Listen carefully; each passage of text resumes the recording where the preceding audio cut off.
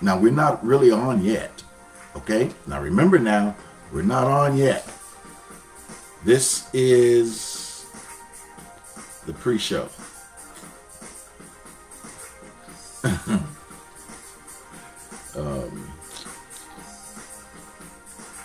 We're just getting there.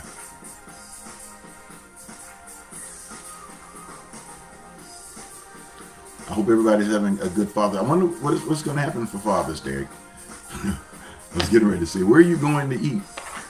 Are you going to dinner? That's not funny, is it? I know it's not. So I'm just saying, well, I'm going. I mean, some of you may be going somewhere to eat, you know.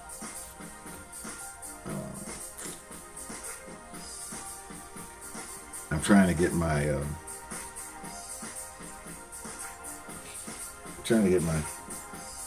posts and things straight. They are saying Happy Father's Day, Pastor. They are? Thank you.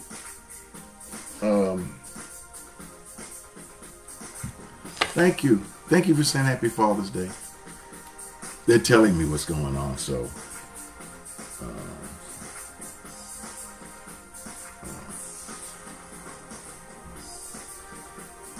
I understand that. That's what everybody's telling me, Happy Father's Day. I'm trying to get this. Everybody tells me, why don't you let somebody else do that? I can't. I'm trying to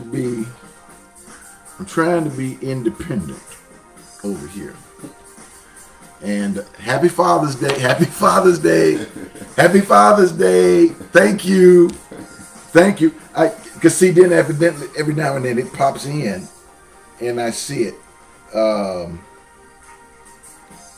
It is 10:30 though. Is it 10:30? Mm-hmm. Oh, okay. So the pre-show is over, right? We are locked in. Okay. The pre-show is over, everybody. I guess I didn't. Okay, I didn't get my other one locked in. I guess I can lock that in later. Welcome. If you're watching this by rebroadcast and watching this by revideo after the time that we're live is over, thank you so much for watching us. And thank you for being with us today. And thank you for being with me on Father's Day. I thought about this. Normally, I would be at ALC and Abundant Life Center for Dynamic Living, Abundant Life Cathedral, for those of you that have known all of our expressions. And of course, we'd all be together and everybody was hollering Happy Father's Day. So thank you so much for thinking about that today. We are in a different phase of our world, a different phase of our society. Our country is going through a metamorphosis. Our country is going through a change. And with that change, we're seeing what we really are about.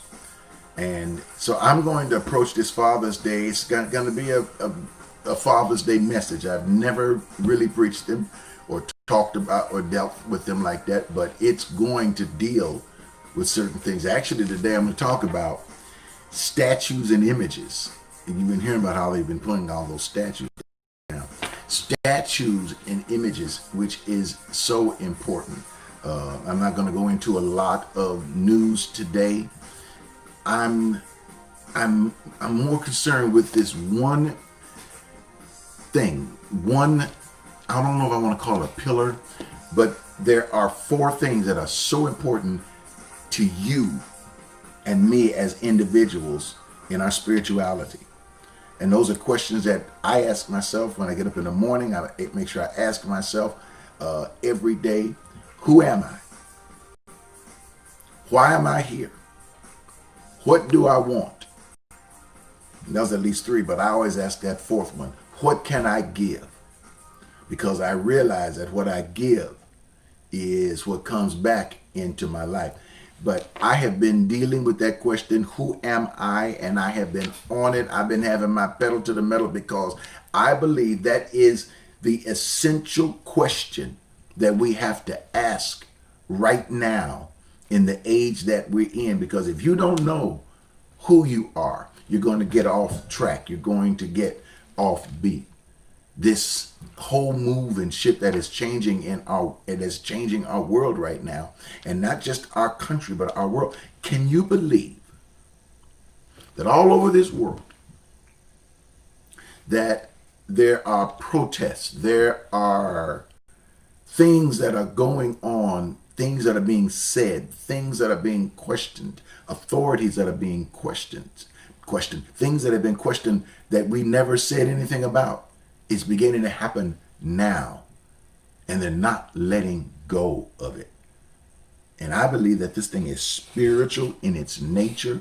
As a matter of fact, next week I'm going to be talking about 5 stones, 5 smooth stones. You know the story about David and Goliath and how, well, he couldn't take him down without those 5 smooth stones. And every single one of those 5 smooth stones, those 5 smooth stones, and every single one of us are stones. We are smooth. We have been hewn. We have gone through so many things. So next week, I'm going to be talking about that. But this first pillar, this first image, who I am, what am I about? And why is this important? And why is it that people don't want me to realize who I am? Why would the image of people want to be erased from history?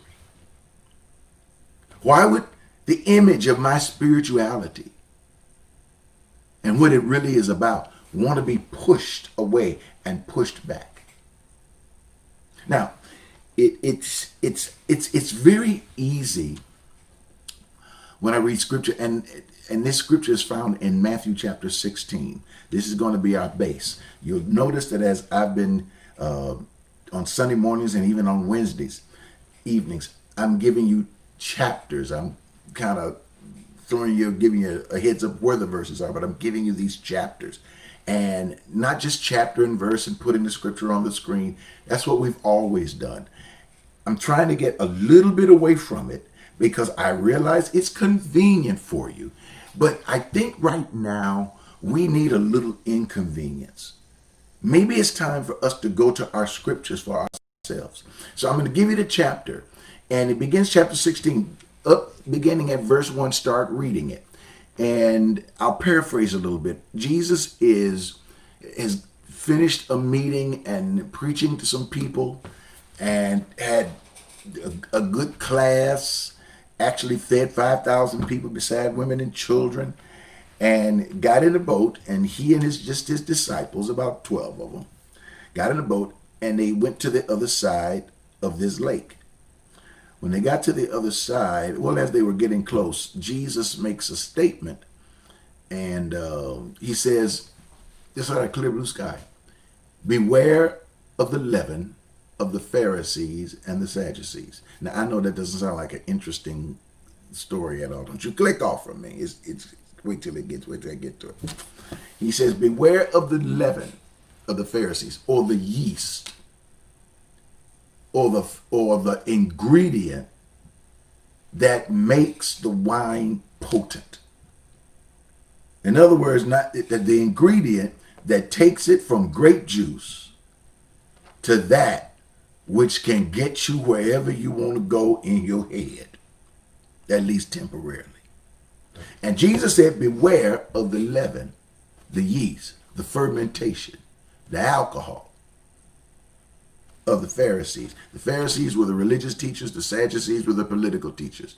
Religion and politics. Religion, politics. I tell you, it's going to get there. Religion, politics. Beware of the fermentation of religion and politics. Watch it. Beware of their teaching. He said, because it's going to get you in trouble. So the disciples turned around and they said, well, what is he upset at us because we don't have any bread? They thought he was talking about natural. And Jesus finally said, listen, I'm not talking about bread. I'm talking about teaching. Because how we are taught can determine how we see ourselves.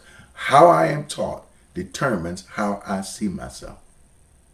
And then Jesus goes into this next phase, which I don't want to get into too deep because I'll be there all day long. I love this passage. And Jesus begins to ask them the question, who do men say that I am? Who am I? Who do people say that I am? What's the buzz on the street? What's the thread? What's Black Twitter saying? What is YouTube saying about me? And they begin to say, well, here's what they're saying about you. Bam, bam, bam. Here's how you're trending. Bam, bam, bam. Jesus says, now, forget the trending. What do you say about me? Who do you say I am? They were quick to talk before. Now it got quiet. I'm going to tell you how this thing came up a little bit later on, how it came out a little bit later. Got quiet. And I began to look at this thing. I said, why is Jesus so concerned with image? I didn't say it bothered him. I just said he was concerned. Who do people say that I am? Who do you say that I am? Because who we are is the basis from which we live our lives. And if you don't know that, if that's been taken from you, you're going to have a hard time. John chapter 10, get a chance, read it.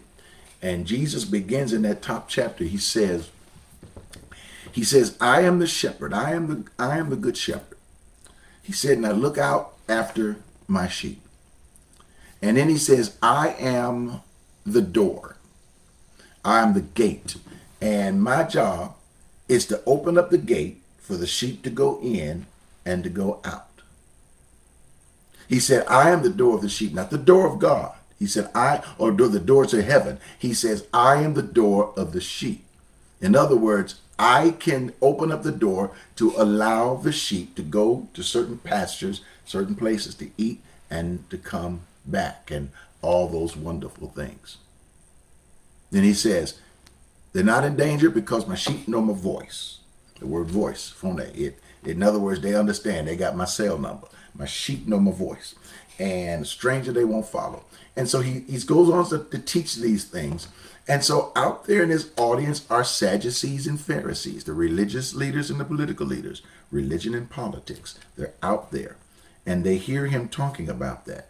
But understand now, they know who Jesus is. This is a small town. These are small communities. They have been hearing about this magnificent teacher, so they came to see him. They came to hear him. And they said, oh, wow, look at this Jesus movement. This movement is going fantastic.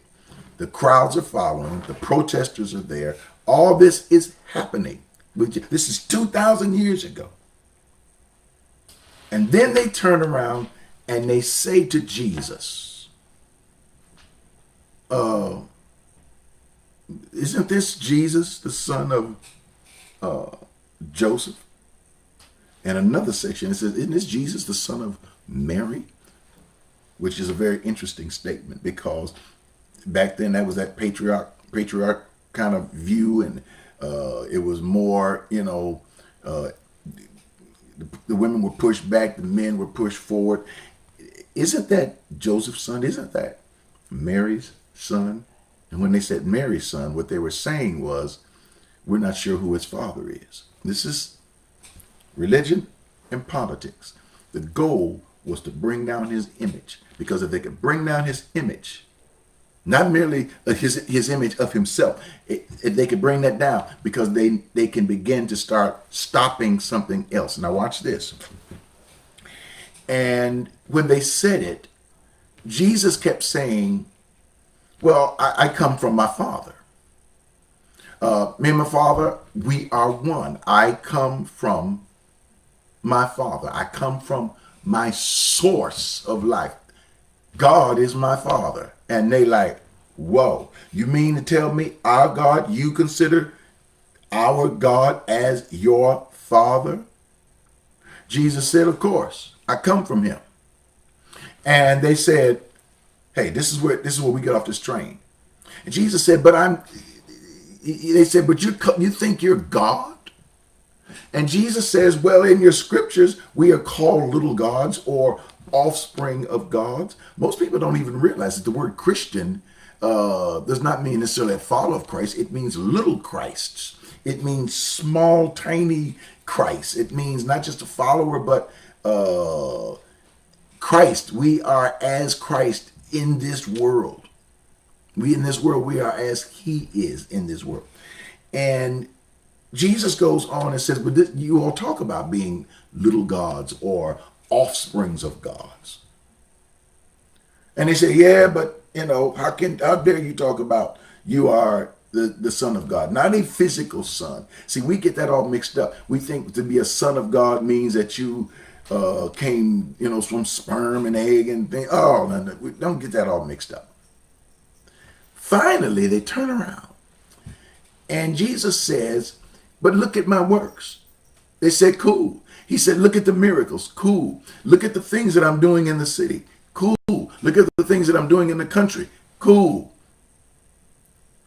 Look at the healings and look at the things that are making people's lives better. And they said, fine. Jesus said, you're going to stone me for that? They said, we would never stone you for your good works. You're doing great. What we will stone you for is blasphemy, for saying that you come from God and that these works come from God. That's what we will stone you for. And Jesus turns around and says to them, I and my Father are one. And that sets them off. And from that point on, for the rest of his ministry, the issue has been about image and how you see yourself, how you view yourself. And this is what we understand the power of Jesus and where the power of Jesus comes from. Your spiritual power, your ability to lay hands on the sick and heal, your ability to lift and encourage people comes from how you see yourself. If you see yourself as someone who's down and out, basically that's how you're going to teach. You're going to teach down and out Christianity. If you see yourself as a beat up old sinner, you're going to teach others that they're all beat up old sinners that need to get saved. When you see yourself as not connected with God, but just trying to get connected, trying to make it, then the gospel you preach will be a gospel of we all trying to make it in. We all trying to get to God. We all trying to find God in our lives. And the next thing you'll realize is the only thing you'll be after, and that is to try to somehow get to heaven, to somehow get to God, to somehow make it in. And maybe hope that Jesus will come back fast so we don't have to go through any more protests. Because when you don't see yourself connected, who I am, you're always going to look for someone to save you and to help you. Image. And every day you wake up, I always like to use the term the devil. The devil, I look at it not as somebody with a pitchfork and a red suit and a pointed tail and horns. The devil is those things that will seek to keep you from becoming everything that you're supposed to be. The devil is that which will try your last nerve and to make you believe that you're not all that you cracked up to be. You're not all that in a bag of chips. The devil is someone that wants to keep you slightly under somebody else's thumb, so you're already always dropping your eyes and trying to be like them. If I can be like a celebrity, if I can be like this athlete, if I can be like this, then maybe I can be somebody and the world will look up to me. Well, what are we learning about athletes? What are we learning about celebrities? Especially if you're people of color. We've begun to learn something. We've begun to learn that you can be the greatest black basketball player in the country, in the world. Your name could be all over the place, and people will people will go to the gym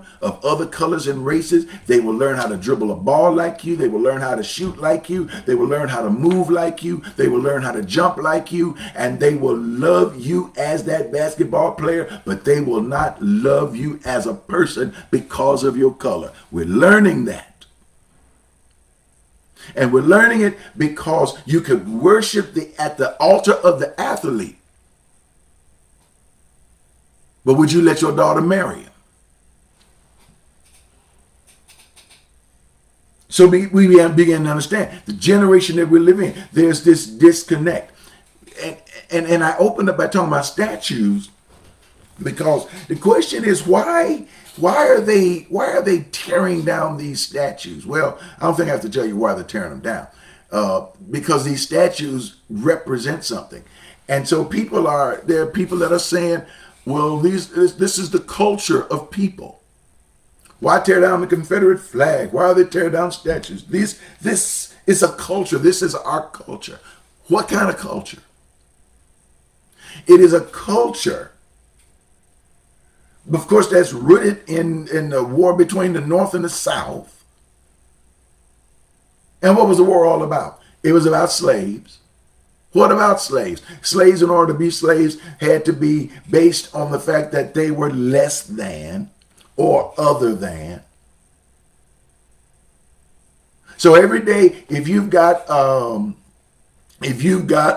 statue of Jefferson Davis, if you've got a statue of Robert E. Lee, if you've got a statue every day when you go to a school or you're in Mississippi and you're seeing the Confederate flag flying over the Capitol or over the university or something, and you're seeing this every day, and you're a person of color, and you're being reminded by this image that you are less than, because that's what it's saying. It's saying that you're less than. This is what we're telling our brothers and sisters. What we're saying to our white brothers and sisters. What we're saying, not just to our white, but our Latino, our Asian, all of our brothers and sisters. Because we're living in a culture that almost says the darker you are, the other you are. The lighter you are, the better you are. In other words, the equality can be, and some people say, well, I don't see color. Oh, listen, you got to see color. You haven't arrived. You say, well, I'm colorblind. Then you haven't arrived yet. Don't even begin there. If you got friends that are black, let me tell you, don't tell them I'm colorblind. Don't say I'm colorblind. Because when you say I'm colorblind, it says that I don't see you. Of course we see color, but it's what that color means. I was sitting down doing a study about race, and after a while I just had to say, I stopped. I mean, I get it, and I understand the concepts of race, but I didn't want to go too far in it because it kept shifting and it kept changing. Who's black and who's white? I said, wow. The Supreme Court started making judgments and saying, if you're this, you're black. If you're this, you're white. On the form, they said race. Now they took the word race off. Ethnicity. Now the word, and actually that's a better word term for it, is ethnicity rather than race, because race becomes this term that people use that's based on a particular, based on color. But we already know you can be blue-eyed, blonde hair, and be an African. This in South Africa. We already know that. We already know that you can. Americans are not just all white, but Americans come in all different colors. So we understand that. But when you get up in the morning and when you go to school and you have, or to college, and you're in college somewhere, and you see a Confederate general statue on the grounds of greeting you every day, what does that do to your mind? Some say it don't bother me at all. This thing's subliminal, my brother. Subliminal, my sister. These are things that keep you reminded of the Confederacy. Keep you reminded that the South will rise again. That keep you reminded that slavery was always at the core of that. That's why there was a war. Now they begin to tear the statues down. I don't know what they better watch it, because I don't know what they're going to tear down next. Because they tore down the Confederates, and then they started going after, I think, some of the presidents that had slaves. They're just statues. We don't know how far this is going to go. We don't know how this is going to turn out. But I remember in the Bible one time, there was a story of three boys. And one was named Shadrach, the other was named Meshach, and the other was Abednego. And those three were there, and the story goes that they had made a statue of the king. They had made a statue of the king at that particular time. And the story was that when music would play in the kingdom, everybody had to bow down to the statue. They had to kneel to the statue. So Shadrach, Meshach, and Abednego, who they called the Hebrew boys, these boys, they heard the music, they refused to bow, so they stood. Ours is a little bit opposite. When you hear the music of the Star-Spangled Banner, you're supposed to stand and not kneel or take a knee. Interesting. Anyway, Shadrach, Meshach, and Abednego got in trouble for standing. Just like when the Star-Spangled Banner is played, you get in trouble if you kneel. And so they were going to throw them in this fiery furnace because they held to the fact that we do not bow down to an image that says to us, I am less than. Think about how many images do you run across every day in your life, on television, that make you uncomfortable, that make you feel a little uncomfortable, that make you feel a little bit less than. This is where we learn that those images in our lives have to come down. How many of us have been told bad things about our fathers? And, you know, everybody doesn't have a great life with their fathers. I know we call this Father's Day, but everybody that's listening right now didn't have a great life with their fathers. I think some of you that are listening right now can say, hey, Father's Day is almost kind of meaningless to me because I didn't have a great relationship with my father. My father hurt me. My father took me through some changes. And especially in our African American community, thank God for the fathers that we have. And I salute every one of our fathers that are out who are doing the best they can for their children. Let me tell you something. There has been an escalation of fathers, especially black fathers, that are taking more and more time with their children than ever before. They may not be married to the mothers, but they are taking their time with their children, and they are standing their ground, and they're being fathers to their children. They're not running off. You know, people always talk about how black fathers are leaving their children. Listen, there are a lot of people that do it regardless of the race. But let me tell you what's happening with black fathers now. That percentage is going up and up and up, that I'm seeing young fathers that are taking time with their children. And I applaud you. I applaud you. And I say, and whatever we can do as church, as Christians, as what we're supposed to help, be able to help you do what you do. That's what our goal is. I support all those organizations that are helping young fathers to raise those kids. Because it wasn't always like that. You got to remember the history. You got to remember the slave history. See, we weren't talking about this before. Because we would talk about it and our people, oh, we don't want to talk about the slaves. We don't want to talk about that back then. But what we fail to realize is that now that we are understanding about epigenetics, we are understanding that there are things that are passed down from generation to generation. It goes into the DNA. It copies into the DNA. And something can become a generational curse if we don't know how to cast it out. This is what Jesus did. This is why Jesus said, beware of the leaven or the teaching or the doctrine of religion and politics. Don't let the statues pull you down. Temptations had a song like that. Don't let the Joneses get you down. And what that meant was, don't look at somebody else and see what they have.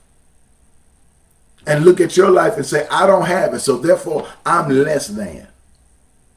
If you're going to do that, you're going to be going all the rest of your life thinking of yourself as less than because you don't have a house in the suburbs, or because you don't drive the kind of car you want to drive, or because, you know, your skin color is not the way you think somebody else is making because of their skin color. Listen, you got to learn how to play the hand that you've been dealt. Look, I'm an old bid whist player. How many know what bid whist is? I ain't talking about spades. I'm talking about whist. I'm talking about bid whist. That means when you deal them cards and you put that 6-card kitty right in the middle of that table. I'm not talking about a kitty that you can look at when you say, you going to flip the kitty over? Oh, no, you don't flip that kitty over. You got to learn how to read those cards. Sometimes I get those cards, and guess what? I don't have a trump in my hand. Well, what that means is I don't have no help. But you got to learn, even when you don't have any help, even when a trump is not there on your side, you got to learn how to play the hand that you are dealt and make a good hand out of a bad hand. Why? Because look across that table. Baby, you got a partner. When you look at me over here, this is why I teach week after week, Sunday after Sunday, Wednesday after Wednesday. This is why my whole goal in life right now is to lift, to encourage, to strengthen, to love you until you can love yourself. And if you don't love yourself, but to love you till you can love yourself. My goal in life, my sole purpose, is to let you know and to help you discover in the dark places who you are. And not let and to pull down the statues that are trying to tell you you are less than, or the images are trying to tell you that you are less than, or to be detoured by a hand in your hand, a whist hand that is saying you can't win this hand. I came to tell you, you can win this hand. You can make this work. You can do this. Something happens, it's happening in our country and in our world. And the word on the street is we can do this. And if you don't want to help us, look, we can help ourselves. I got a partner sitting across over there in you. And together, If I can learn how to depend on you and learn how to play this game, we can win this hand.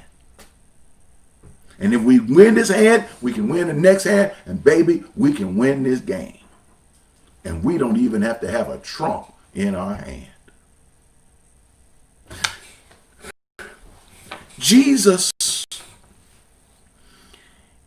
it's interesting how Christianity has portrayed Jesus as this weak kind of image, this looking up into the sky and the light shining in his eyes kind of image.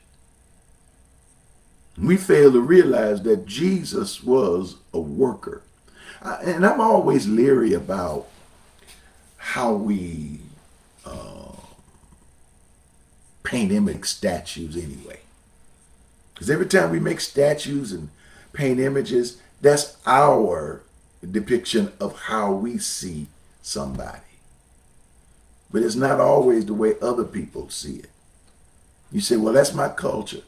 Well, maybe your culture needs to put the painting in your own house or put the statue over there on your own dresser. And then you can go in and look at it all day long.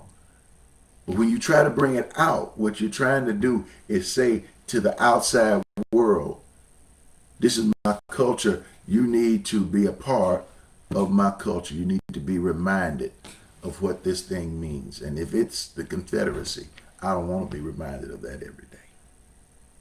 And now it's time for us to talk about it. We're not talking about it. And we're just saying, I don't like it. Because it's making the suggestion of you are less than, that you are other. Well, here's what religion has to say. Here's what faith is now beginning to say. Okay, here is what I call, I'm not going to call it the new Christianity, but I'm going to call it the Christianity that we've been teaching for some. If you haven't been, what we should have been. If you haven't been saying it, here's what we should have been saying it, because it's right there in the scripture. It's in black and white.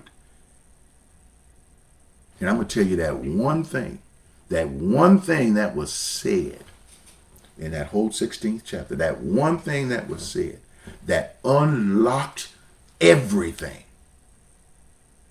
It unlocked a door that on the other side was the greatest wealth, the greatest healing, the greatest sense of self, the greatest thing that unlocked how we look at life, that can unlock how we can keep this whole movement going that is now shifting and changing this world. Because believe me, if you think that the devil is going to let this happen without a fight, you got enough thought coming.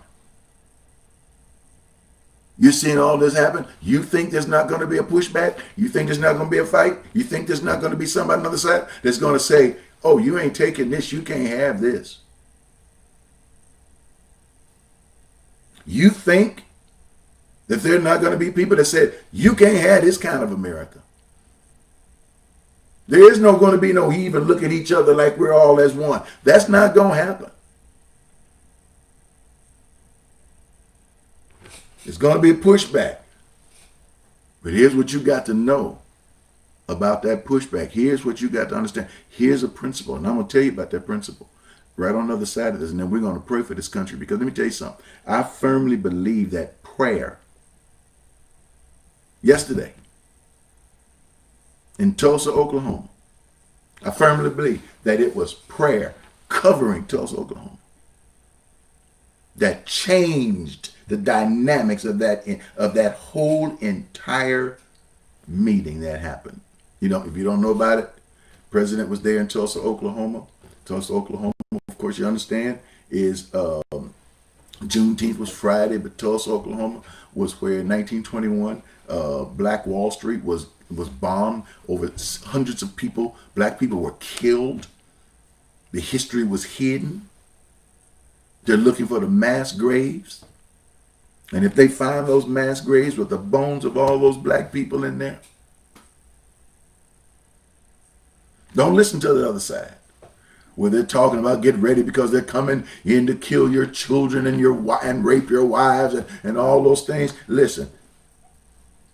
Don't listen to that. Don't listen to all that junk, because that's been a dog whistle that's been whistled for years. There's a whole lot more intelligence here. There's a whole lot more spiritual power here.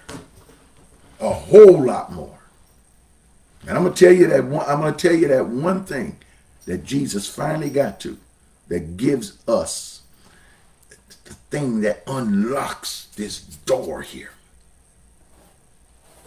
And just before I do it, remember, and I say this each and every week, because I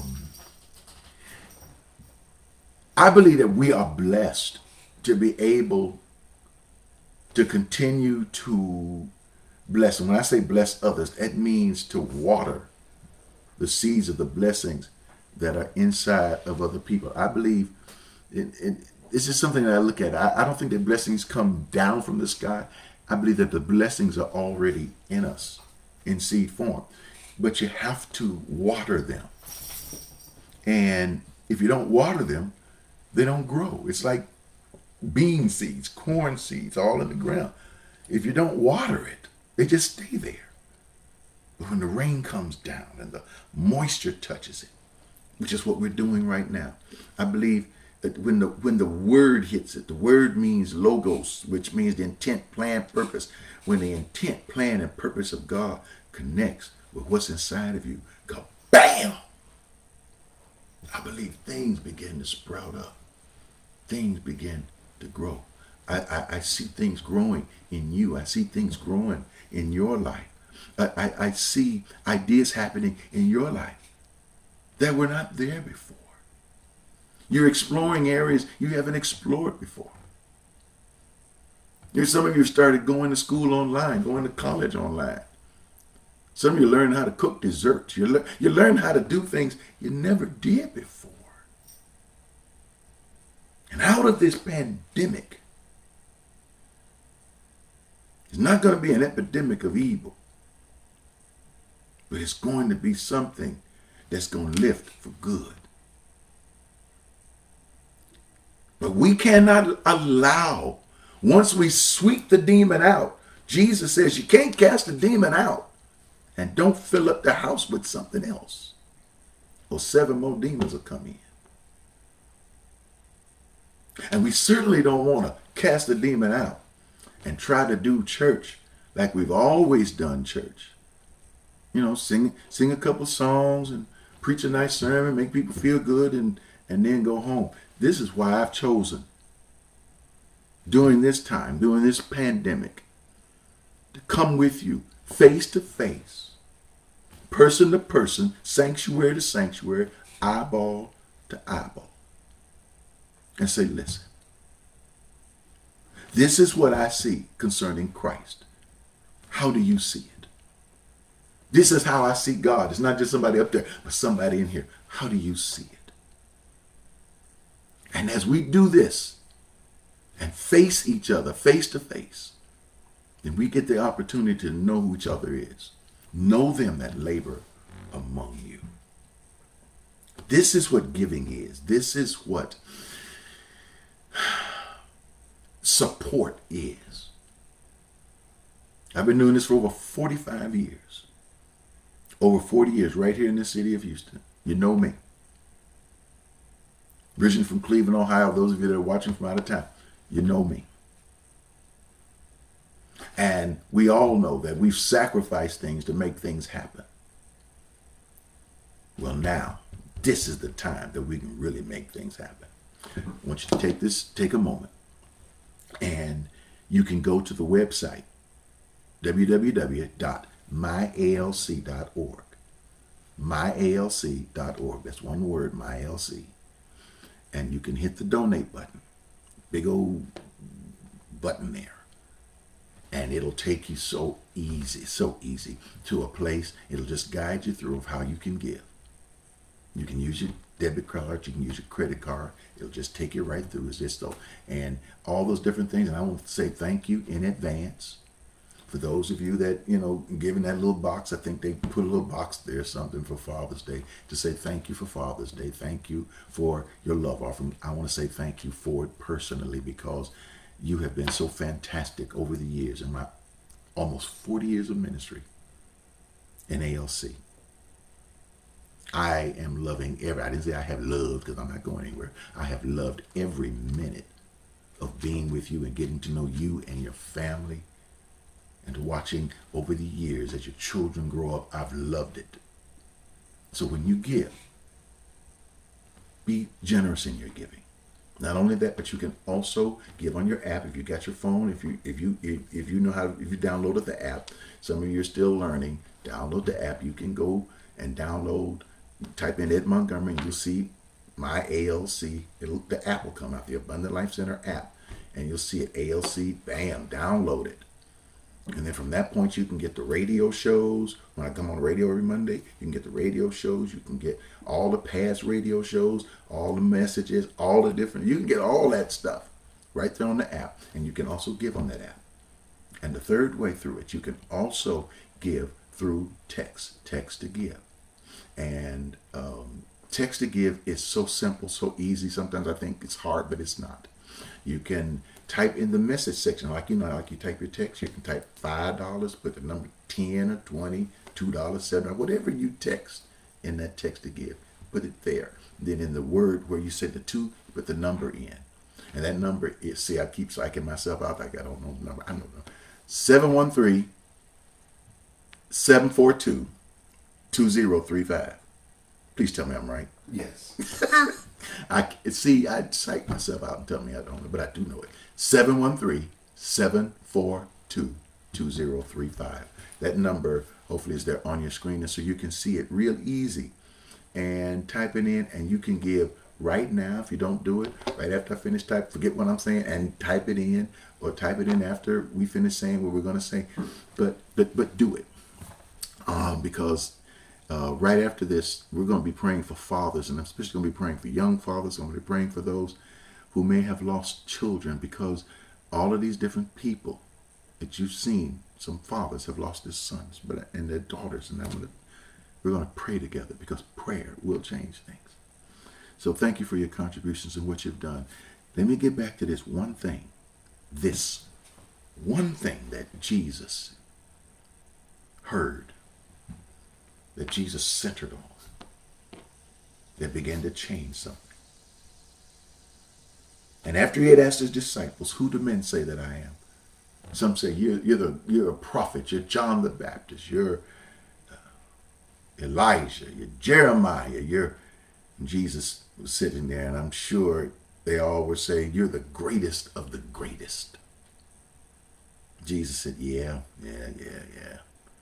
He said, but here's more important. It's not about what the folks are saying or what's trending on Twitter. Who do you say that I am? Because we are the ones that are working together. And they got quiet. And for that one break, no one said anything until Jesus' disciple, Simon Peter. Simon Peter was the cusser. When Simon Peter spoke, every other word was a cuss word. It took Jesus 3 years to help Simon Peter, and he still didn't get everything straight. He was not a yes man. He was not the guy that, all in church. Yeah. He was always questioning things, asking things. And even if he said, I'm going with you, even unto death, he was with Jesus always into the thick of things, until one day he just denied him, tore him up inside. But Jesus opened the door for him to be able to get back. And here's what he said to Jesus. He says, thou art the Christ, you are the Messiah, you are the anointed one, the Son of the living God. Now let me tell you what that means. It doesn't mean that Jesus was the biological son from a sperm and an egg of God. That's not what it means. You trace it down. He said, you are the special one. You're the anointed. You are the offspring of God, the very thing that all the Pharisees and the Sadducees, the religion and the politics, said that Jesus was not. This is what his own people said that he was. It is so important for you to be able to say that about your own people. When I look at you, I've got to be able to say, I'm looking at God. When I look at you, I'm looking at Jesus.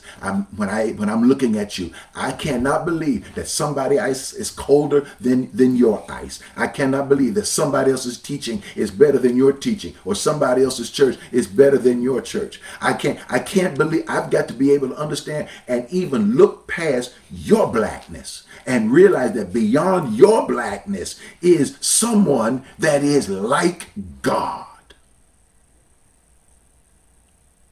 Because when black people don't like black people because of certain shades of color, you come to the point that you have to realize that even we have to know that we are one people. White, Latino, Asian, black, the indigenous people of our country. Let me tell you what happens when God, Jesus, understood that, and he knew it, but when he heard it, he said to Peter, and behold, I give you the keys of the kingdom, and whatsoever you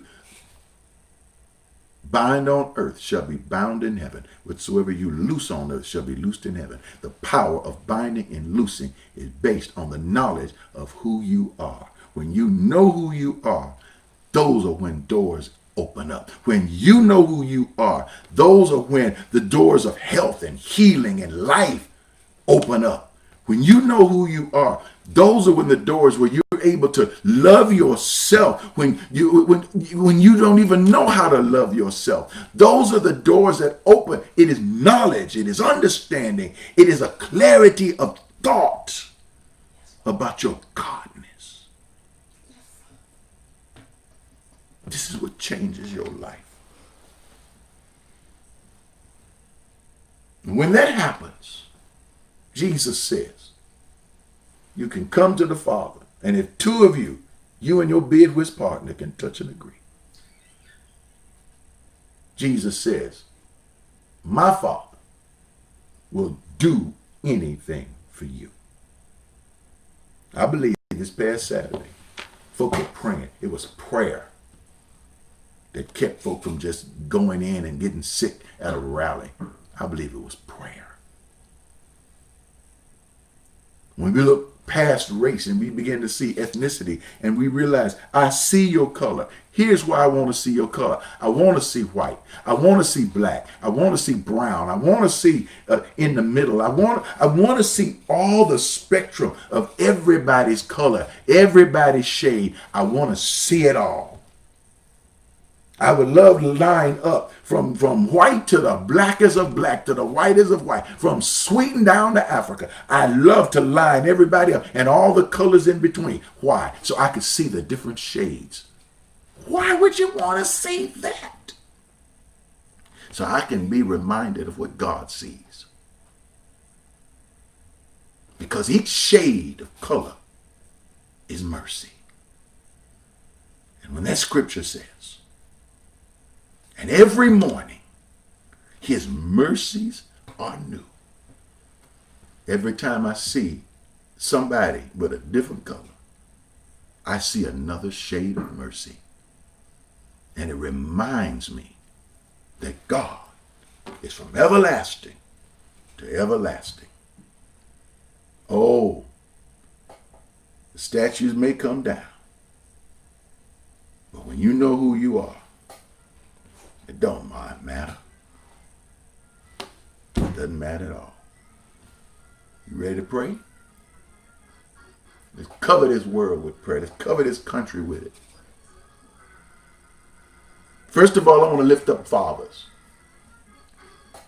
And I want to say to every father that's been locked up with your kids, I want to say to you, Father in heaven, we lift them up. I thank you for their providence. I thank you for their steadfastness. I thank you for keeping them in the midst and throughout all of this. Lord, I pray for the father that's providing. I pray for the father that may not have biological children. Yeah, that's my timer. Don't worry about it. I pray for the father that does not have biological children. And I pray for the input that he's given into the lives of children all over this world. I pray for men right now, especially men of color who may not have their own physical children, but they've gathered around them other children from the community. You've been helping them to become men. Pray for mothers that are supporting fathers and letting them be who they are. Let me tell you something, guys. You couldn't be who you are unless that woman that's by your side is letting and helping you to be who you really believe you can be. I pray for the children that are growing up in homes. Some homes may not be as safe as others, but I pray for these children. I cover them with your love, and I cover them with your kindness, and I cover them with your safety and protection. Keep them in your hand when something may happen to them at the hands of some adult. Keep them safe, psychologically, philosophically, spiritually. I pray that you're covering every protester, white, black, Latino, Asian, every shade of mercy. I pray for them. Keep them safe. I pray for police officers who are at a place in their lives right now. They've got to know who they are. And they have to change from what they were into another level of what they can be. I pray for this country. And I pray that its latter end will be better than its former. And I pray that as the definitions of God shift and change, I pray that the church house will not be the focus, but that the church as people will be the focus. Let us learn as the church that when we, the church, we go to the church house and we make it the church house, but when we leave, we're still the church. We leave the building and we fan out among our communities and make our communities better. Listen, I thank you for these things, Lord, and if I've forgotten anything, you know the heart. I trust you for it. Amen. Thank you, Lord, for already answering this prayer. Amen. Ladies and gentlemen, thank you so much. And once again, I want to wish you a happy Father's Day. And I'm going to tell you a little secret, what they did to me. And I just really think it's just unfair. My wife was cooking. And she opened the door while I'm talking to you and let me smell the food coming in. And I could smell it. And I'm trying to talk what the Lord said. And I'm just as hungry as I be. Hallelujah. Well, happy Father's Day to you. Happy Father's Day to all of those that are watching. Hey. And we just want you to be the representative. What is this? And this is your favorite chocolate mousse cake that I made from H-E-B. From H-E-B. You know I knew good well you ain't made this.